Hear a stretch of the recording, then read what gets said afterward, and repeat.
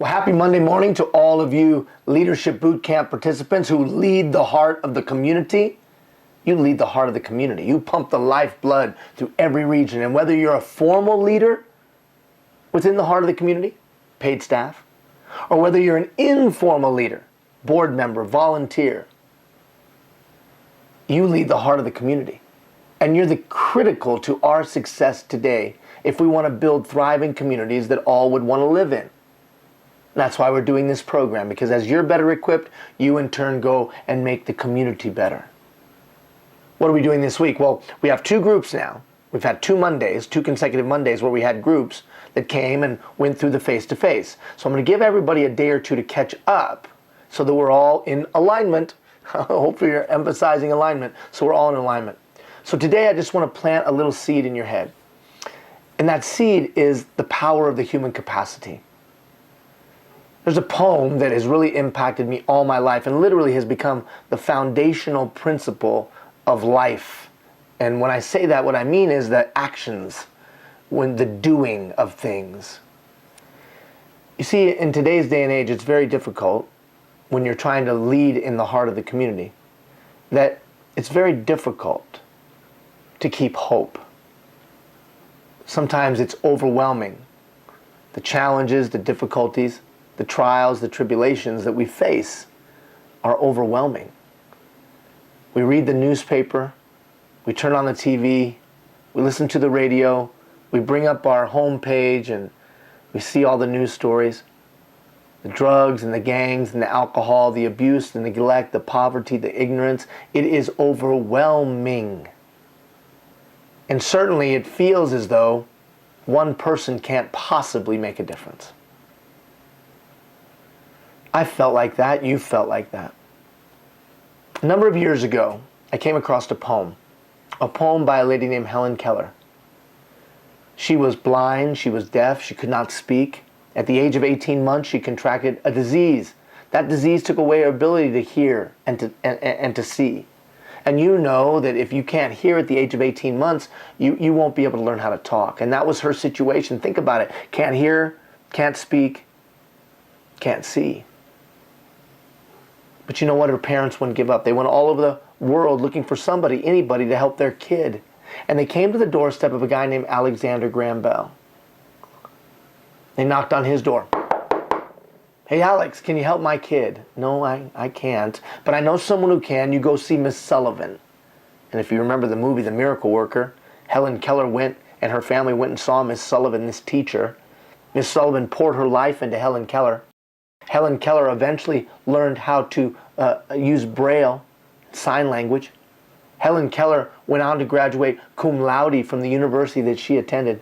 She eventually learned how to speak. She wrote 6 books. She lectured all over the world. She's a phenomenal woman that did a whole bunch, significant things with very, very little capacity. She didn't have the basic fundamentals that most would think would be necessary to even live a normal existence. And yet you remember her decades after her death because she did a whole bunch with a little bit. And she wrote this poem. I want you to thoughtfully consider for the next few days. I'm only one, but I am one. No, I can't do everything, but I can do something. That which I can do, I ought to do. And that which I ought to do, by God's grace, I will do. I am only one. You know, graveyards are full of people today that never got past I am only one. They saw the trials, the tribulations, the difficulties, and the challenges of this world, and they just said, I can't do anything about this. It's too much for me. The kid being locked up in a basement for years. The senior being abused ritualistically by their own kids. It's just too much. Let alone my own mortgage, let alone my own family, let alone my own challenges. It's too much. I'm only one. What's amazing to me is that a blind, deaf girl who couldn't speak put a comma and wrote, but I am one. What an incredible statement of the human capacity. Now, I'm not trying to be Pollyannish, and this, frankly, isn't a little motivational pep talk. This is a reality check. a reality check. You see, I believe in the human capacity.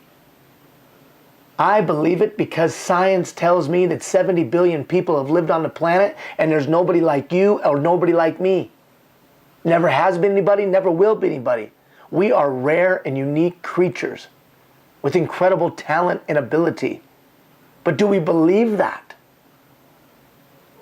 I could line the walls with people who had less skill and less ability than you and I, but have done more than we'll ever do. I could line the walls with people whose circumstances or organizations were significantly worse off than ours and then came back to do incredible things that we will never be able to accomplish. You and I come from the species that though we do not have wings, we can fly. You and I come from the species that made it to the moon and back. We have that capacity. We have that ability. Well, that's pretty utopian in your thinking. What can one person do? It was one monk that started the Protestant Reformation. It was one general that took an empire from the borders of Macedonia throughout the world. It was one 16-year-old girl. How many are older than 16? It was one 16-year-old girl that recaptured the territory known as France. And it was a singular Thomas Jefferson that wrote that all men were created equal. Now look, your talents are not my talents and my talents are not yours. But we all have something that we can offer. But do we believe it? You are a rare and unique creature with incredible talent and ability. And so too are all of those that work with you and all of those that you serve. And do we treat people as those precious treasures that they are? And whether you believe in the hand of divine providence or cosmic coincidence, both worldviews would agree that we have incredible capacity and we are literally at the pinnacle of whatever's on the planet. There's enough energy within you to light a small city. There's no computer in the world that can touch your brain. But do you believe that? I am only one, but I am one. No, I can't do everything, but I can do something. Hey, Ian, get off my back. From the time I wake up to the time I go to bed, I'm buried, I'm beaten down. I can't do everything. No, I get that. I know you can't do everything, and I'm not asking you to do everything. Frankly, all I've asked you to do during this month or so is to just do one thing. I can't do everything, but I can do something. What's the something you could do even today to lighten the burden of your fellow man? That's what Dr. King said. Dr. King said, life's most urgent question, what am I doing to lighten the burden of my fellow man? But we know if you always do what you've always done, you'll always get what you always got. And if we want tomorrow to be better than it was yesterday, just like I asked you when we were time together, something had to change. So what's the something you'll do? Choice. I have a choice in my thoughts. I have a choice in my words. I have a choice in my actions. So watch this equation. I'm a rare and unique creature with incredible talent and ability. 70 billion people have lived on the planet and there's nobody like me. Plus, I have a choice of my thoughts, a choice of my words, a choice of my actions. I am only one, but I am one. I can't do everything, but I can do something. That which I can do, I ought to do. Responsibility. I have a responsibility to my fellow man. I have a responsibility, and the community is a direct reflection of me and is a direct reflection of you. If there's little kids that have no food, that's a direct reflection of us. If there's a woman that gets beaten every Wednesday night because her husband comes home drunk, that's a direct reflection of us. If there are those in our community that feel excluded and are not included, that's a direct reflection of us, of you and of me. Responsibility. Unlike most of you, perhaps, I was not born in this land. I was born in a foreign land, far, far away, Iran. And I was smuggled out of Iran by United States Air Force Sergeant, Senior Master Sergeant John W. Hill. And I was brought to this land.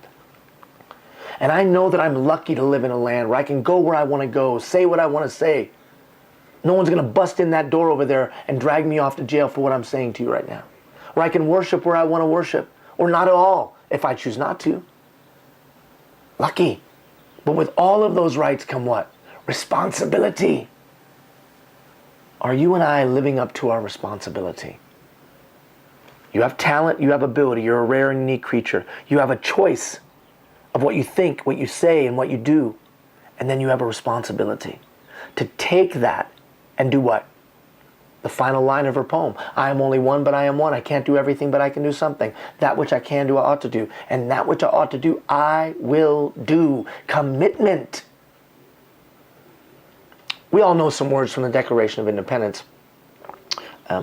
We hold these truths to be self-evident, that all men are created equal, endowed by their Creator with certain unalienable rights. Among these, life, liberty, and the pursuit of happiness. In concept, in spirit, I think some of the greatest words ever written in the history of mankind. Now, in practice and practicality, to our shame, we haven't always been those things. We haven't always done that, and certainly there has been a gap between our principle and our practice. But in spirit, I think the greatest words ever written in the history of mankind. And yet, those weren't the words that made the document great. It was the last words. We mutually pledged to one another our lives, our fortunes, and our sacred honor. You see, 56 men signed a document where they said that they would give their all. They would give everything they had, every ounce. Their life, their fortune, and their sacred honor. And it wasn't a joke. It wasn't some talking head at a media conference. It was the truth. History says that when the king saw the document and heard of the document, he said, find the 56 men that signed it and hang them. Find their land and burn it to the ground, and find their families and imprison them for life. It was no joke. Why do you think they all signed so small? Right? No, really. Why do you think they all signed so small? But there was one guy. His name was John Hancock. And he signed big and bold. And legend has it that he said, now the king doesn't need his glasses to know my name. Now, I don't think that's an arrogance. I think that's a commitment. How about you? What are you committing to?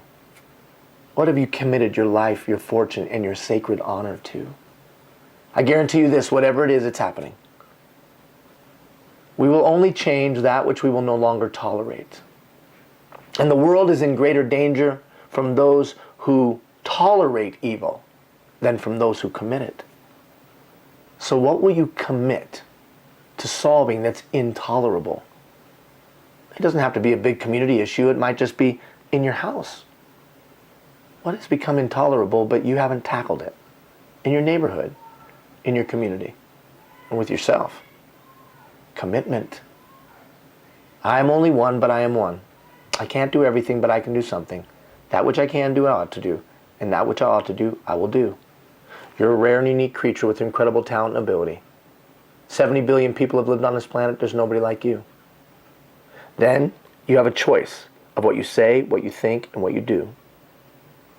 You have a responsibility to take those two things, the talent that you have and the power of choice. You have a responsibility to lighten the burden of your fellow man. And if you'll commit to doing it, I don't know if you can change the whole big bad world, but I guarantee you, you'll handle your little corner of it. We'll check back in with you later in the week. We got some more videos to post, but I want everybody to catch up. Well, take care, have a great week, and we'll see you on Wednesday. See you later, everybody.